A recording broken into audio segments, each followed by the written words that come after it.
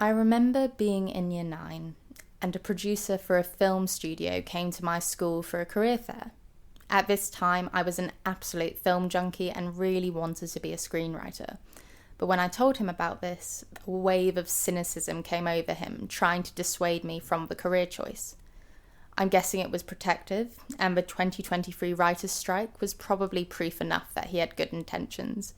But still, was a bit of a bummer. This happened many times afterwards. I found a career I was interested in. I was lucky enough to meet someone from that industry. They give me a million reasons why that industry was terrible. Back to square one. I'm a pretty cautious person, so this was a big turn-off for me. So I changed my mind about finding a career that sounded interesting and thought I'd consider industries that were more financially stable. But then I saw the websites. You know those websites where they use a dash of hot pink in their predominantly grey colour scheme to show that they are a fun company? Yeah, I was back to square one. One of the problems nowadays with choosing a career is it can sometimes feel like you have to either prioritise enjoyment or stability when both are extremely vital to our contentment. Many careers in the corporate world are often considered soul-sucking, while following your passion can also lead to many disappointing experiences. Even if we consider the vocabulary surrounding passion-driven ambitions, like passion itself, or purpose, or dream, these are all pretty hefty promises of loyalty to industries in which many of us have barely any experience. Now, I'm not trying to discredit either of these approaches. Many people have chosen their passion and many people have chosen stability, and they have chosen the right path for themselves. But if you are still unsure about how to approach your career, our next guest has some pretty interesting insights. After years of navigating the finance industry, David Jacob became the CEO of a top asset management firm. Nowadays, he is a senior advisor for a program that invests in research and technology that tackles climate change. He's really worth a listen. So, without further ado, I'm Harriet MacDonald, and this is You at 22.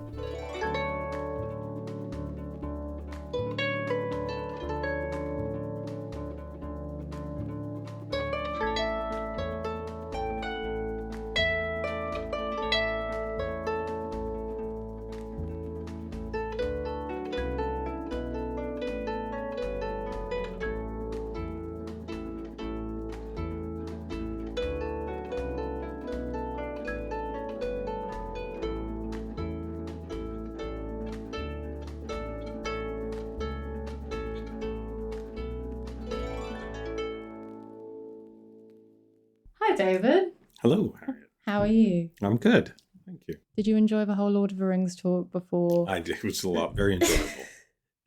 I'm glad you had fun. Unfortunately, we've got to move away from the topic of fantasy, and we do have to talk about reality, specifically the reality of your 20s. And so we begin with the question that we are beginning every episode with, which is, in 3 to 5 words, who were you at 22? If I had to use 3 or 5 to 5 words, I'd probably say ambitious, confident, and naive. Interesting. So I'm comparing this to the first interview we've done because it's quite a balanced group of words there.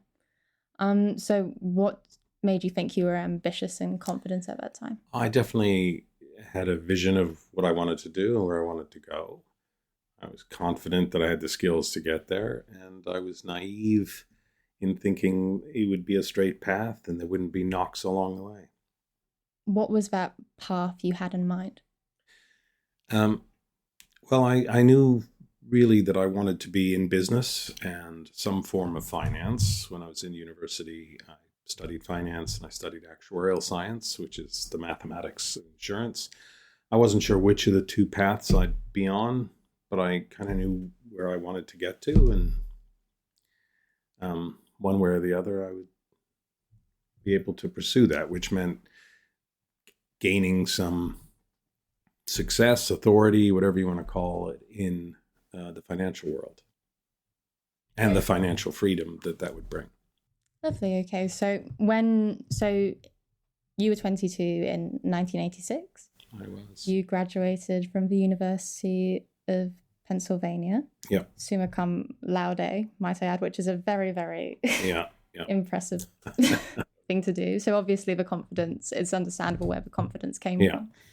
I'm interested in knowing, when did you actually create that plan? Was that something you knew since childhood? I wouldn't say childhood. So up until about the age of 15, I wanted to do astrophysics. That was the plan. I was big into science. And then I realized that in the world, to pursue things, it'd be nice to have some financial freedom. And so around the age of 15, 16, I started looking into finance and trying to understand it and what paths might take me there. And I actually started taking the actuarial exams while I was still in high school. Oh, wow. So I have two questions relating to that. Do you remember the memory that made you change your mind about astrophysics? I think starting to interact with people who had financial freedom and the ability to not worry about budgets and things like that, and trying to think, well, okay, they seem to be enjoying themselves. What are they doing that I couldn't do? And is there a path that would allow me to pursue the mathematics and the intellectual side that I liked from astrophysics in a way that would be potentially more financially rewarding? And certainly actuarial science fit that bill. So that was my initial path, was to study actuarial science. And then I started liking the finance aspects as well. So this was something you did actually enjoy. It wasn't a case of... No. I enjoyed the mathematics of it. So it was just a question of, is there a way I can express my love of math in a way that will also pay more bills?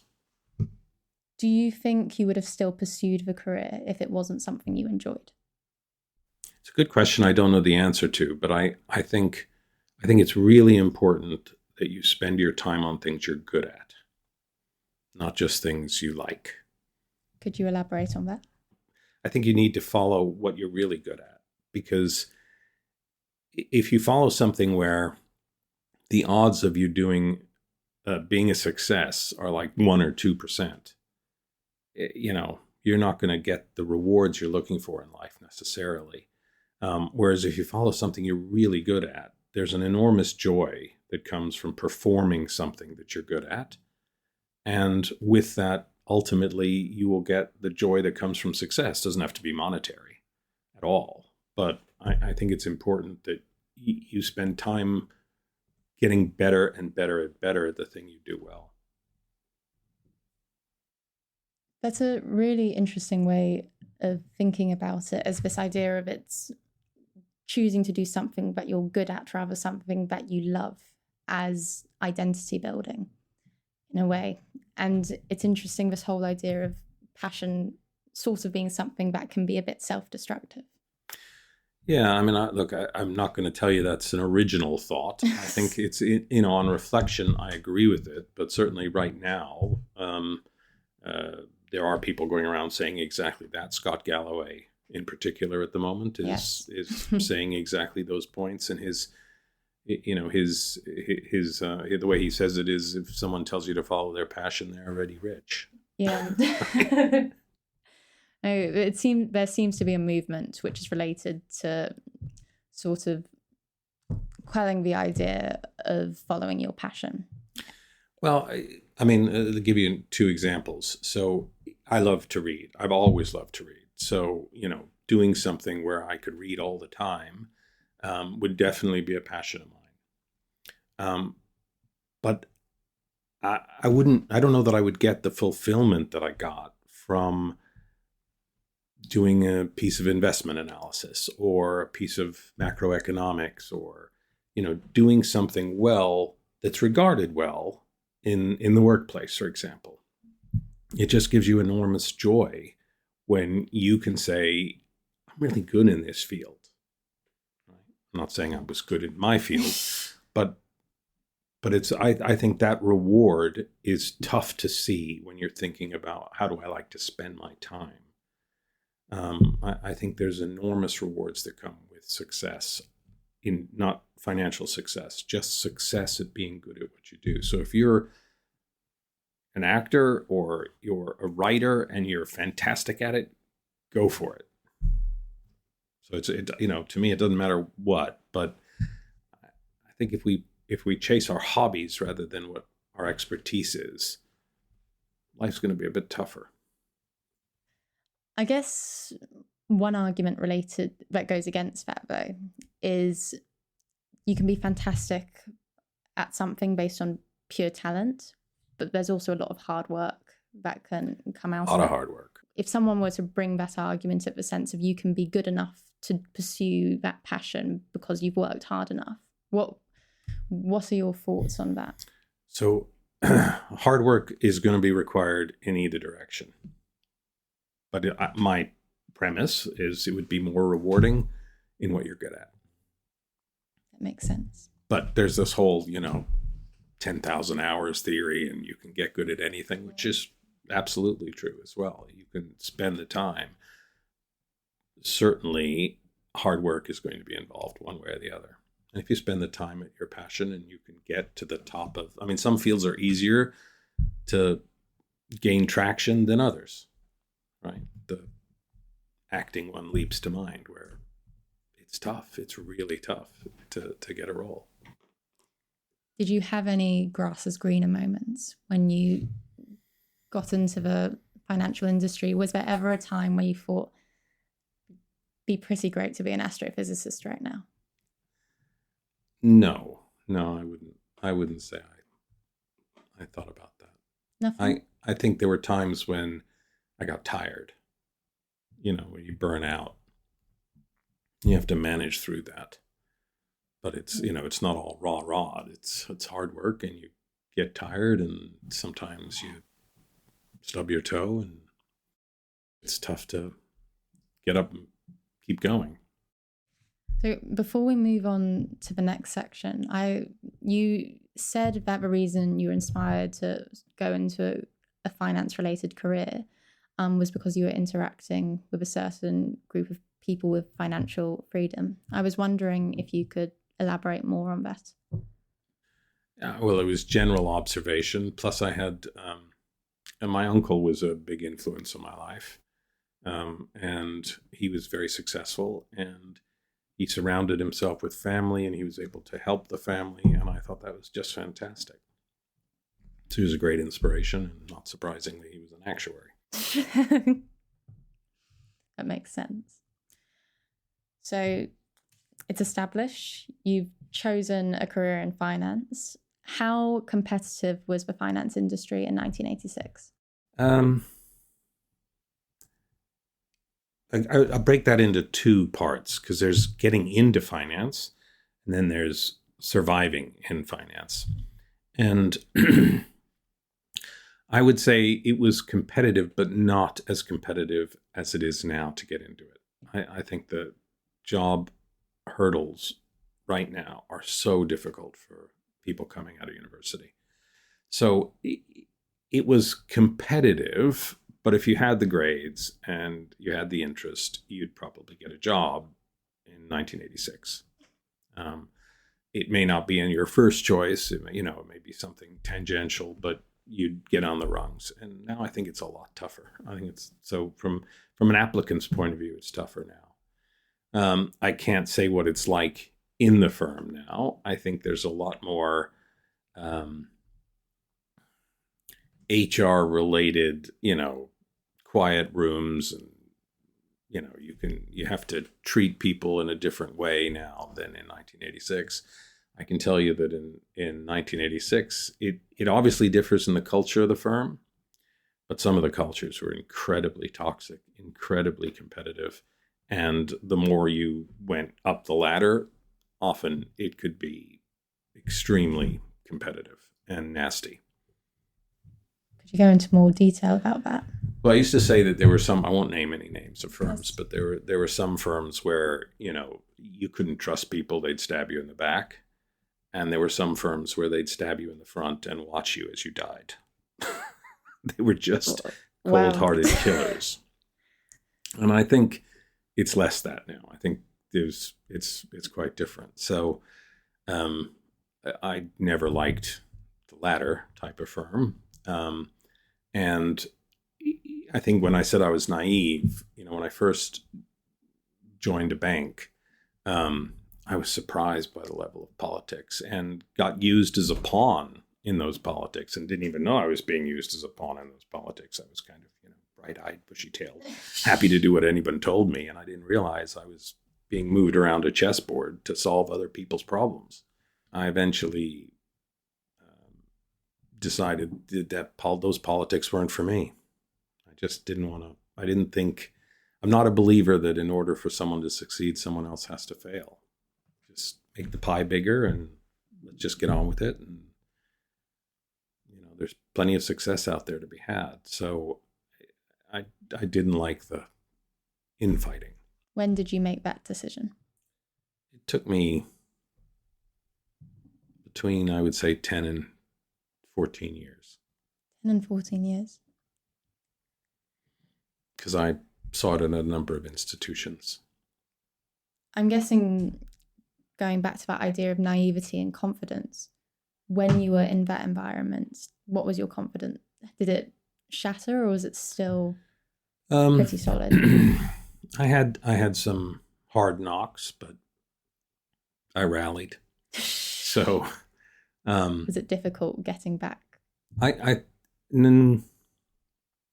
Depending on the size of the knock, there was one in particular that was very difficult. But when I ended up suffering a setback, I generally confronted it.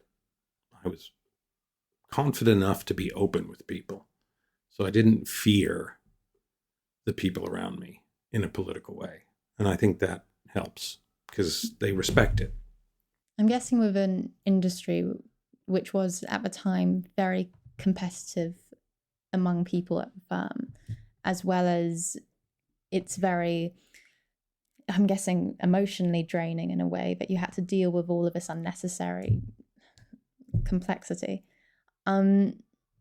How did that affect your life separate from the corporate world? Well, I don't want to over dramatize the politics. They were kind of background noise. The people were bright and fun and, good to interact with, intellectually stimulating. Many of them still friends to this day. So there were layers at which that stuff went on in the background. And if you didn't let it get in your way, you could make some great friends and have a great time. I worked very hard. So I would say for the first 3 years, I almost did nothing but work. I worked every weekend. I was there till midnight. I just worked solidly. And work always came first till later on. Looking back, did you think that was the right priority? Generally, not always. Generally. Could you elaborate on that? I think once you start having a family, you have to make time for the family. But I still enjoyed myself, so it's not like I was, I still had my hobbies and had time for my hobbies, but I worked pretty hard. That makes a pretty great segue into the next topic of conversation, which I'm sure you're very excited to discuss. So it's a corporate world, a place where in the early years especially, you had to do a lot of work. And I'm guessing at some points in time, it felt like you were nothing but a work machine. But you got a pretty interesting hobby in your 20s that most people wouldn't usually consider. So I wanted to know, how old were you when you bought your first antiquarian book, and what was it? I worked down the street from an old established antiquarian book dealer. And I wandered in there one day, and the owner sort of noticed I was sort of wandering around aimlessly and started talking to me. And he'd actually written a book on book collecting, which he kindly gave to me. And being passionate about reading and loving to read and stuff, we got talking about things, and he took me into the vault that they had there, and they had some phenomenal books. They had just phenomenal books. So it kind of started getting me hooked, and I bought a Keynes Treatise of Money from him. For those who don't know who Keynes is, could you... John Maynard, the Economist. So it was a bit of a boring book for most people, but it was seemed in line with where I was spending my time. So, and of course I knew about it. So I think that was the first book. What have you always noticed that old store beforehand, or was it just a surprise? Bookstores have always been a magnet to me anyway. So, whether I knew it was an antiquarian one or not, I would have gone in for sure. And I think, I used to haunt Charing Cross Road and all the bookshops there anyways, just to buy cheap books. How old were you when this started, by the way? I worked in the UK for a summer in 1984. So it would have been then. It was 20. 20. Wow. I'm guessing that's quite young for a book collector. Well, I wasn't book collecting. I was just buying cheap books then. So, but it was 20. I was 22 or 23 when I bought my first, the Keynes. How did you feel when you made that first buy? It was great. It's just wonderful. I felt like I owned a piece of economic history. It's interesting talking to people who collect books about that sort of stuff, because they always talk about owning a piece of history. It's sort of a form of time travel's the wrong word, but that sense of you're a bit of your own time lord collecting pieces. Yeah. And it you can get obsessive about it, so you start becoming a completist, and then you want all the Keynes. Despite the fact that he's not my favorite economist. So I think most people don't have a favorite economist. Well, so I do, but so when did this occasional purchase start to become a collection? I'd say towards mid to late 20s, I started buying more books.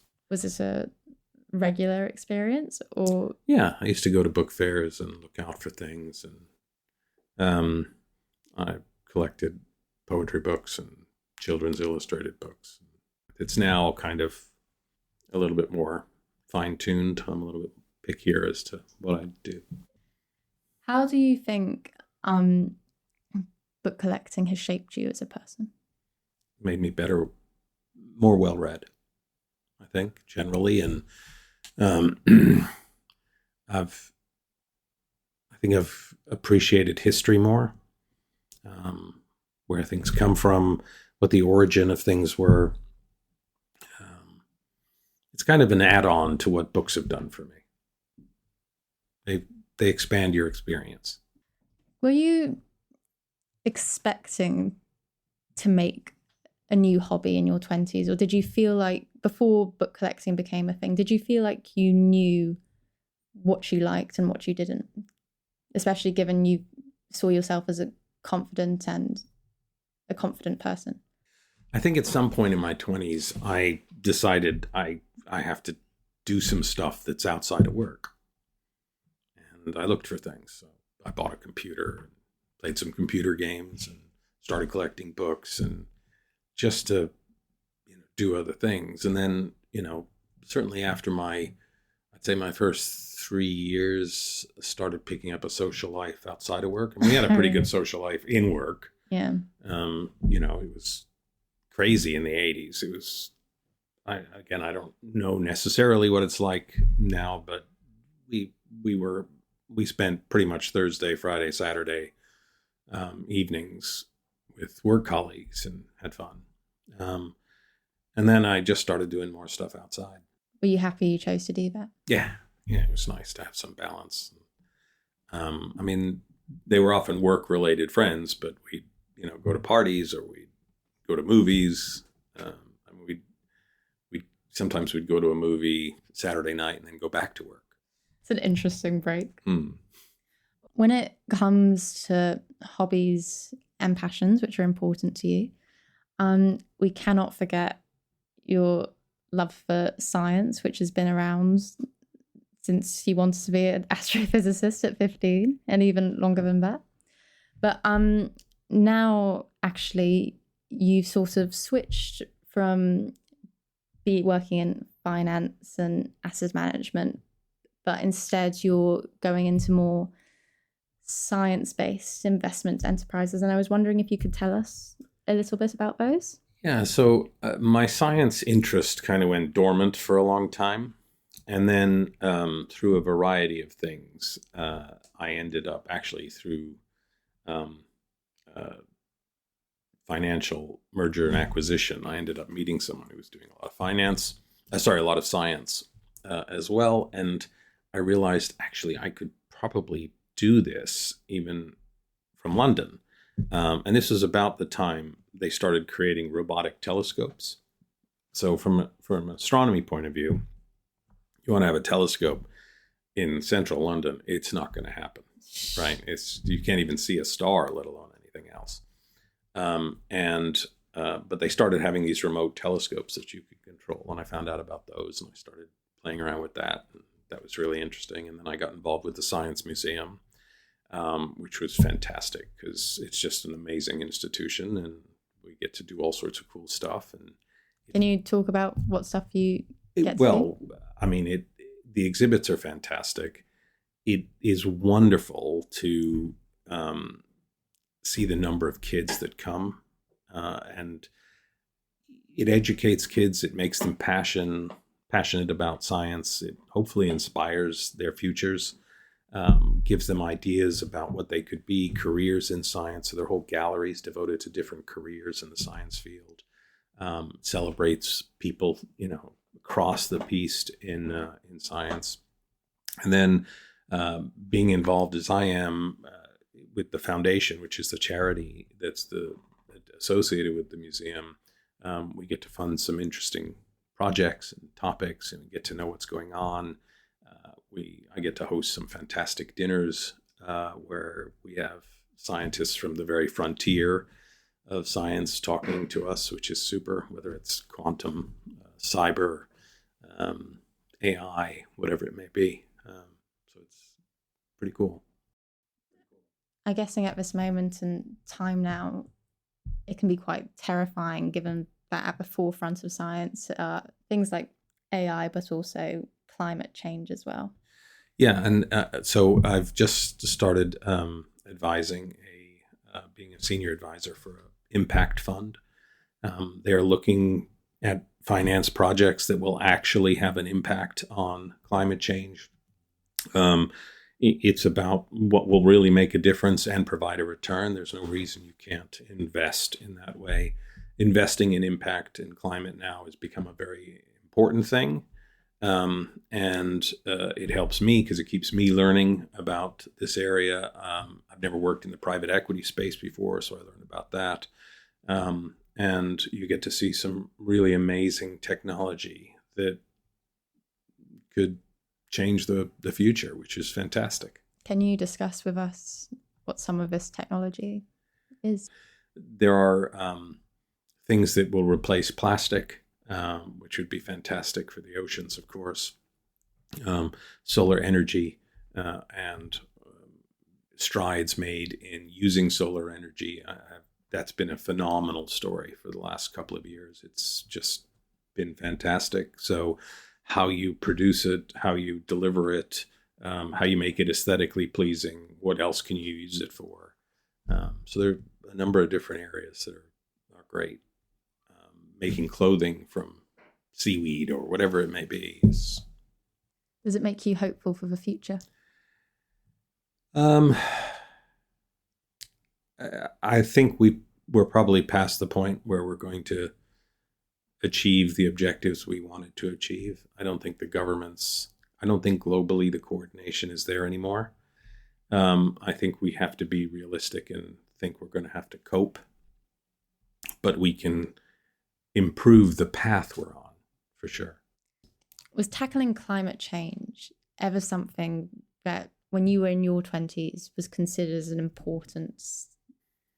Not really. I'd say in the 70s, there was a whole ecological movement that was very big. And when I was in grade school and stuff, we had a lot of stuff about ecology and pollution and things like that.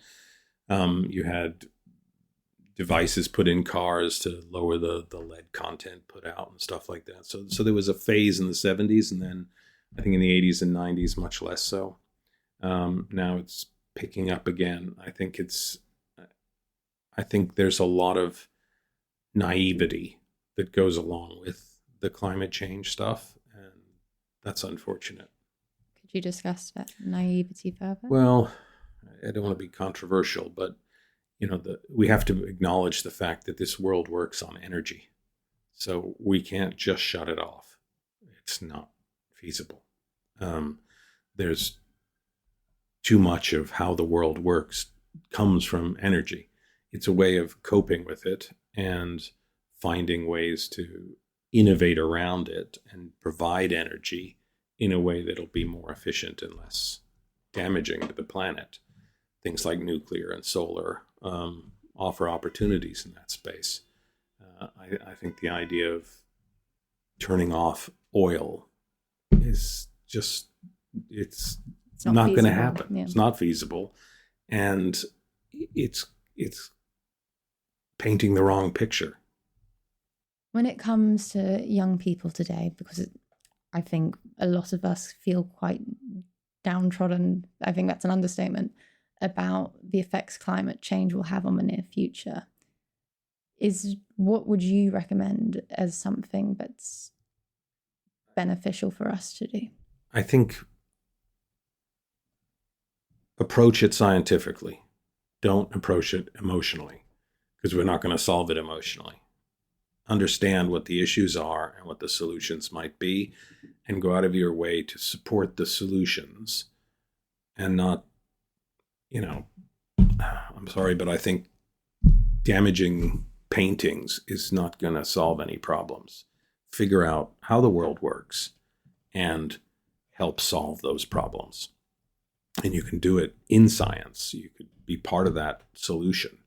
I'd rather see that than, some of the protests we've seen, which I don't see what they're doing for anybody. There's a great book that I would encourage people to read called The Way the World Works. It's by an economist named Vaclav Smil. And it goes through what the reality of feeding this planet actually is. So unless we can find solutions to that, you're never going to get governments to agree. So I think as well, just turning back to this idea of doing something that you're good at because it's fulfilling. Now you're doing something which is actually very passion driven. What are your feelings towards this work you're doing now compared to working in finance? I still enjoy the finance. So I still pay a lot of attention to the markets. I still talk to people in the markets. Obviously, I'm involved with this fund as well. So, I still enjoy spreadsheets. Just, there's the geek side of me. I don't think that's a sentence many people have said. So there's still that, but now being involved in the science is just fantastic because you just see some incredible things going on, incredible things. And having spent my life, reading broadly, but in fiction terms, lots of science fiction, I'm seeing it literally come to life. It's just fantastic. And like a kid at Disneyland a little bit. Yeah, and more people are focused on it, which is fantastic. Would you understand why people would choose to follow their passion, given the satisfaction it's given you? You mean now? Yes. Yeah, I can see why people would want to follow their passions because it's how they enjoy spending their time, and you get that rush from doing it. But I would argue you maximize your life experiences by being good at something. really good at something, rather than mediocre at something you happen to love. We've spoken about hard work, passion, sort of knowing where you want to go, ambition, but let's focus on that third word you chose about naivety. And this was something you actually really wanted to talk about, which is the role of luck in your 20s. Yeah. I think luck plays a huge role in people's life. And there's nothing you can do about it. You can't make yourself more or less lucky. It's going to happen. It's not going to happen. But you can prepare yourself for it, and you can be alert to it when it happens. And I think that's the best thing you can do, is understand where you want to go. And when an opening appears out of luck, be able to recognize it and make sure you have the skills to grasp it, whatever it is. I think not having the courage to grasp it when it's there, you regret that for the rest of your life. And you don't lose much by going for it. And luck will happen. It did in my life. I had various elements of luck. Could you give some examples of when you were lucky? My whole career, you could argue, stemmed from some luck, because I was very firmly on the actuarial path. I hadn't applied to banks. I hadn't gone for the sort of cut and thrust banking thing. But when I graduated from college, or the year I was graduating, my last year, I had job offers from insurance companies. I didn't have offers from banks because I didn't really apply to any. And my roommate and best friend went for a job interview at one of these places, knowing he didn't want the job because he was going to go into his family business. So he wanted a trip to New York. So he went to New York, interviewed for a job, basically spent the time telling them about me, and I got a call from them. And I recognized this is an opportunity I'm going to take. And I grabbed it. Sounds like a really good friend. He is a very good friend. To this day, he is a very good friend.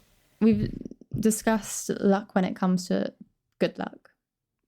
But of course, bad luck is something which everyone's inevitably going to experience. When you've had to experience that in your 20s, how did you pick yourself back up? I think the way I've always thought about it, first of all, your friends are enormously important. And you need to surround yourself, as another friend once told me, with people who put you back on the horse and not sit on the ground and cry with you. But I also think you need to not confuse battles with wars.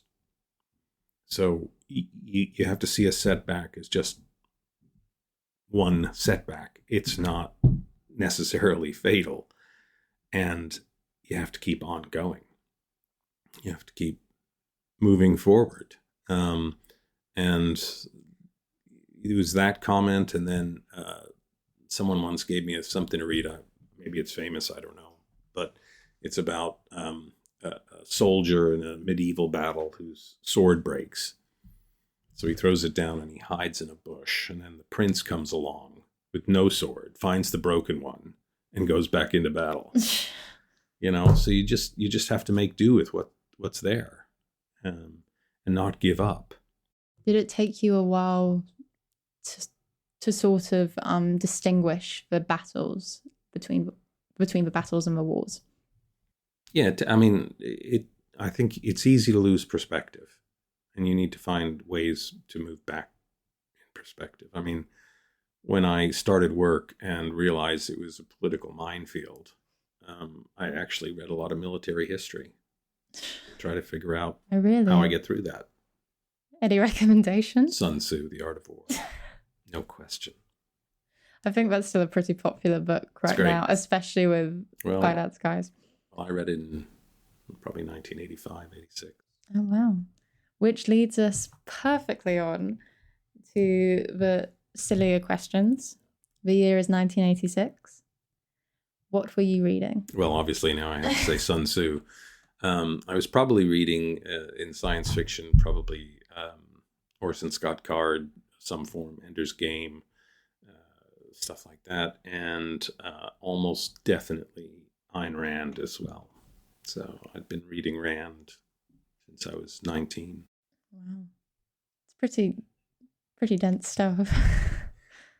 Yeah, and controversial sometimes. Yes. Definitely had a hard view of the world.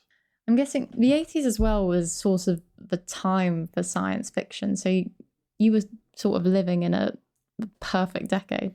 It was good. There was some great stuff out. I couldn't place all of them, but I was busy reading. Happy. Yeah, very happy. Very happy.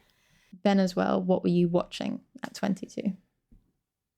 I'm going to squeeze in the fact that I was watching Star Trek The Next Generation, even though it started in 87, but I don't exactly know when. So It goes against the rules, but yeah. We'll let it Star Trek slide. The Next Generation and anything like it.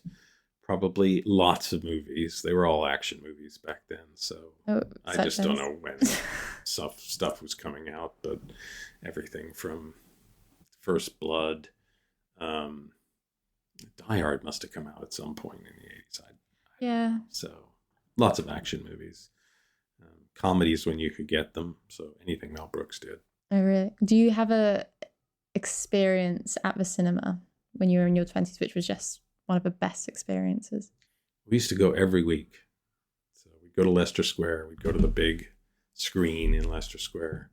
There were two. And we just saw everything that came out. Pretty exhaustive. Can't say there was one that stood out more than the others. Not in the 80s. And what were you listening to? Yeah, I was probably listening to Enya, Stevie Nicks, Clannad. Didn't know you were. I was probably Eurythmics. I wouldn't expect that from you. I'd expect more. Kate Bush. We had Kate Bush on our first episode as well. She seems to be the winner of. Yeah, I discovered her in 1982. So I didn't discover her, but I learned about her in 1982. I think it'd be a very different interview if you discovered her in 1982. Exactly. If you consider the whole decade of your 20s, which was your happiest year? I'd say things pretty much kept getting better. So 29. Any particular reason for it, or? I was doing well at work. I had more friends. I was doing more socializing. I had enough money to do things I wanted to do. It was just fun. It really was just getting better. Just getting better, which was nice. And the last question is, we don't want any serious advice at all, but just a life hack that's helped you through just something silly which you found either comforting or helpful. Right. I'll give you two. Can I give you two? One is more serious, and that's just make every decision as if you're in control of whatever you're doing.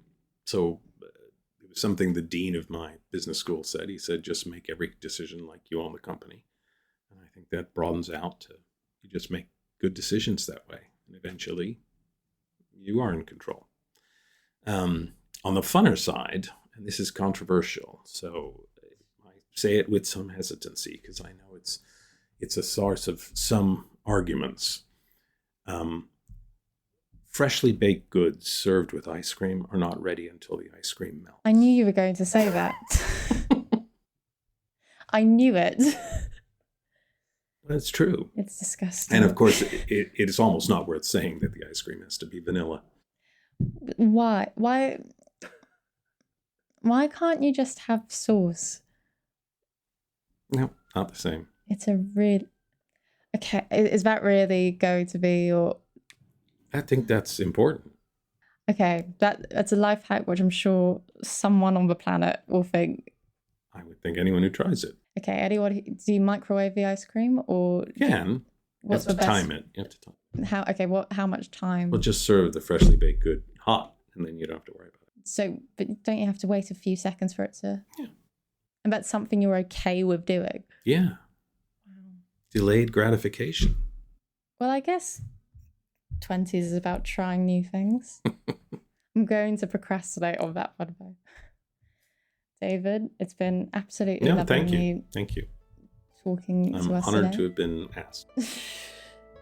Thank you so much. Thank you.